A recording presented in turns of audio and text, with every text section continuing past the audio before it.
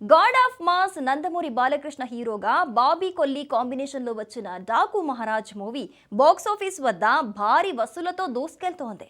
భారీ బడ్జెట్ పై high action entertainer గా వచ్చిన ఈ సినిమాలో శ్రద్ధా శ్రీనాథ్, ప్రజ్ఞా జైస్వాల్ హీరోయిన్ గా నటించగా బాలీవుడ్ బ్యూటీ ఊర్వశి రౌతేలా కీలక పాత్రలో మెప్పించింది.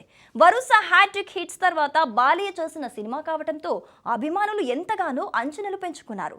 తాజాగా ఈ చిత్రం 100 కోట్ల క్లబ్లోకి చేరినట్లు మేకర్స్ అధికారికంగా ప్రకటించారు. జనవరి 12న వరల్డ్ వైడ్ గా రిలీజ్ అయిన డాకు మహారాజ్ మొదటి రోజు 56 కోట్ల రూపాయల కలెక్షన్స్ రాబట్టి బాలయ్య కెరీర్ లోనే బిగ్గెస్ట్ ఓపెనింగ్ రాబట్టిన సినిమాగా రికార్డు సృష్టించింది.